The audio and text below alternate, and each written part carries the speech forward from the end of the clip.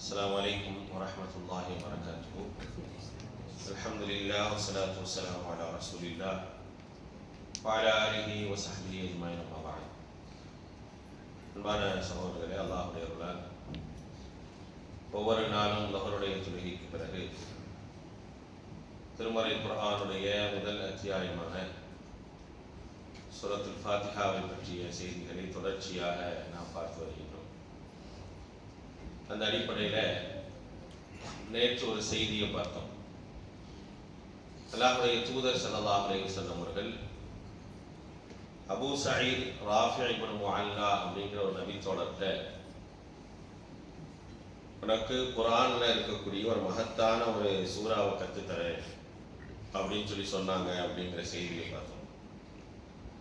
அந்த ஹதீஸுடைய இறுதியில் அல்லாஹ்வுடைய தூதர் ஸல்லல்லாஹு அலைஹி வஸல்லம் அவர்கள் இந்த சூரத்துல் ஃபாத்திஹாவை பற்றி சொல்லும் பொழுது சபஉல் மசானி அப்படின்னு சொல்லி சொல்லுவாங்க. சபஉல் மசானி அப்படின்னா திரும்ப திரும்ப ஓதக்கூடிய 7 வசனங்கள் அப்படின்னு அர்த்தம்.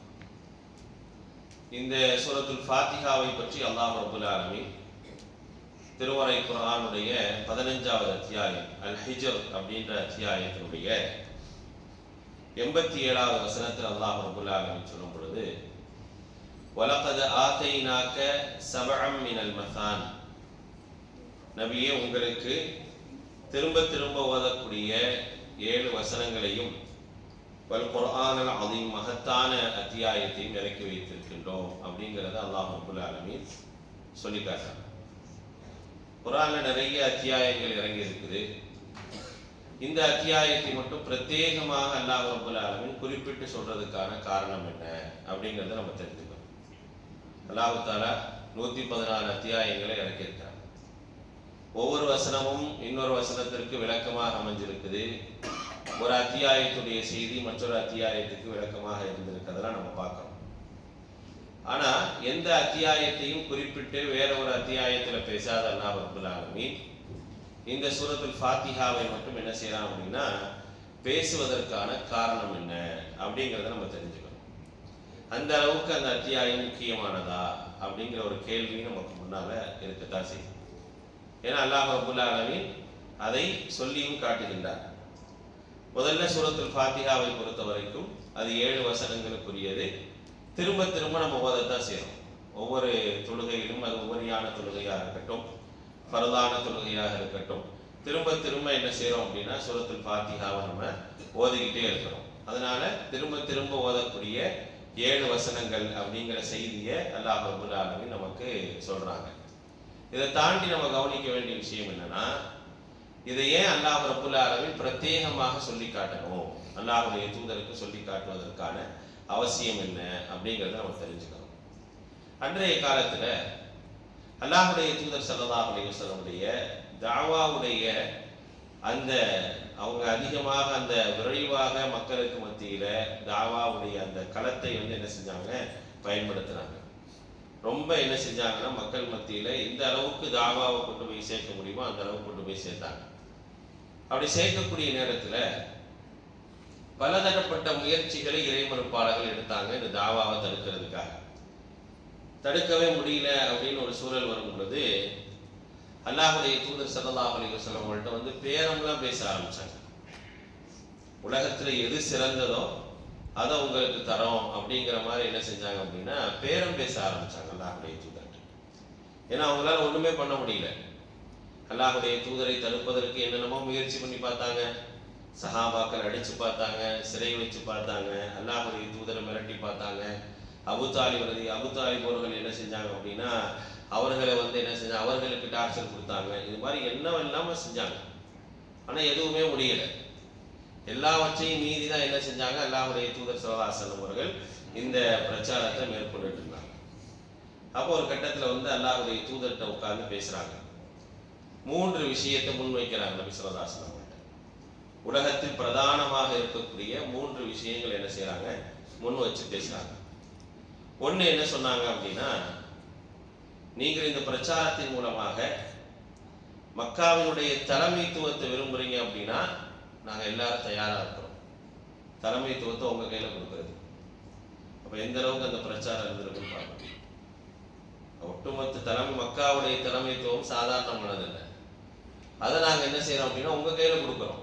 தலைமைத்துவம் தான் உங்களுக்கு தேவைன்னா உங்கள் கையில் அதை நாங்கள் கொடுக்குறோம் அப்படின்னு சொல்லி என்ன செஞ்சாங்க அப்படின்னா அவங்க சொன்னாங்க. ரெண்டாவது என்ன சொன்னாங்கன்னா, இதன் மூலமாக நீங்கள் பொருளாதாரத்தை விரும்புகிறீங்க அப்படின்னு சொன்னால் அடுத்து நீங்கள் தான் மக்காவில் பெரிய வசதியானவர். அந்த அளவுக்கு பொருட்களையும் பொன்களையும் பொற்காசுகளையும் உங்களுக்கு என்ன செய்கிறோம், உங்கள் தலைமையில் கொட்டுறோம் அப்படின்னு சொல்லி சொன்னாங்க. அல்லது இதன் மூலமாக நீங்கள் வேறு ஏதாவது ஆசைப்படுறீங்க, பெண்ணை ஆசைப்படுறீங்க அப்படின்னா இந்த அரபிய தீபகற்பத்திலே மிக அழகான ஒரு பெண்ணை பார்த்து என்ன செய்யறோம், உங்களுக்கு நாங்கள் திருமணம் முடிச்சு வைக்கிறோம். இல்லை உங்களுக்கு எதுவும் பிரச்சனை இருக்குது, மன ரீதியான பிரச்சனை இருக்கு அப்படின்னா அதுக்கு நம்ம என்ன செய்யறோம் அப்படின்னா உங்களுக்கு உயர்ந்த வைத்தியத்தை கொண்டு என்ன செய்யறோம், வைத்தியம் பார்க்கிறோம் அப்படின்னு சொல்லி என்ன செஞ்சாங்க சொன்னாங்க. அதாவது ஆசை வார்த்தைகள் அல்லாஹ்வுடைய தூதருக்கு காட்டப்பட்டது. அந்த ஆசை வார்த்தைகள் மூலமாக இவர் என்ன செய்வாரு, இந்த தாவாவுடைய களத்திலிருந்து வெளியே போயிடுவாரு அப்படிங்கிறது அவங்களுடைய நோக்கம். இப்படிப்பட்ட ஒரு சந்தர்ப்பத்தில் அந்த சூழ்நிலையில என்ன செஞ்சாங்க, அல்லாஹ்வுடைய தூதர் மிக அழகான ஒரு பதிலை சொன்னாங்க. அந்த பதிலுக்கு என்ன சொல்றதுன்னு தெரியாம இறை மறுப்பாளர்கள் போயிட்டாங்க அப்படிங்கிற ஒரு செய்தியை தாண்டி அப்பதான் அல்லாஹ் தஆலா இந்த வசனத்தை இறக்குறான். என்ன சொல்றான் அப்படின்னா, உலகத்தில் உள்ள எல்லாவற்றையும் விட சிறந்தது இந்த சூரத்துல் ஃபாத்திஹா. உங்களுக்கு தரப்பட்டிருக்கக்கூடிய இந்த அத்தியாயம் இருக்குது, எல்லாவற்றையும் விட சிறந்தது. எதெல்லாம் இந்த உலகத்தில் பிரதானமாக உங்களுக்கு முன் வைக்கப்பட்டதோ அப்படிப்பட்ட எல்லாத்தையும் விட சிறந்த ஒரு அத்தியாயம் தான் இந்த சூரத்துல் ஃபாத்திஹா அப்படிங்கிற விஷயத்தை என்ன செய்யறானா அல்லாஹ் ரப்பல் ஆலமீன் சொல்லும் விதமாகத்தான் திருமறை குர்ஆன்ல வலகத் ஆதைனாக சபஅம் மினல் மசால் 15வது அத்தியாயத்துடைய 87வது வசனத்தை அல்லாஹ் தஆலா இறக்குறார். அப்ப இந்த அத்தியாயம் எவ்வளவு உயர்வானது அப்படிங்கிறத பார்க்கணும். இந்த அத்தியாயம் சொல்லாத செய்தி எதுவுமே இல்லை. வேறு 7 வசனங்கள்ல ஒரு குர்ஆனில் உள்ள ஒட்டுமொத்த செய்தியும், அதனாலதான் அறிஞர்கள் சொல்லுவாங்க குறைந்த வார்த்தைகளும் நிறைந்த பொருள்களையும் கொண்டது அப்படின்னு சொல்லி என்ன செய்வாங்க அப்படின்னா சூரத்துல் ஃபாத்திஹா என்ன செய்வாங்க, அல்லாஹ்வுடைய தூதர் ஸல்லல்லாஹு அலைஹி வஸல்லம் இறங்கிய இந்த அத்தியாயத்தை பற்றி என்ன செய்வாங்க, சிறப்பித்து சொல்லுவாங்க. அப்ப அந்த அளவிற்கு எல்லாவற்றையும் விட நீ உலகத்துல எதை எதிர்பார்க்கிறியோ அதை விட மகத்தானது தான் இந்த சூரத்துல் ஃபாத்திஹா. இதுக்கு ஈடாக எதுவுமே இல்லை அப்படிங்கிற விஷயத்தை அல்லாஹ் ரப்பல் ஆலமீன் இந்த அத்தியாயத்துடைய சிறப்பாக நமக்கு என்ன சிற சொல்லிட்டாங்க. சரி, அந்த அத்தியாயம் இவ்வளவு சிறப்பு வாய்ந்ததுன்னா இறங்கின விதமும் சிறப்பாகத்தானே இருக்கும்.